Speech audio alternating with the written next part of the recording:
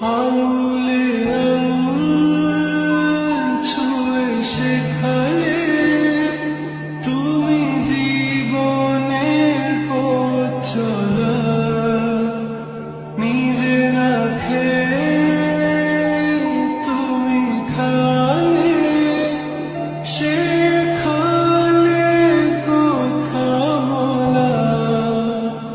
বাবা তুমি আমার যত খুশির কারণ,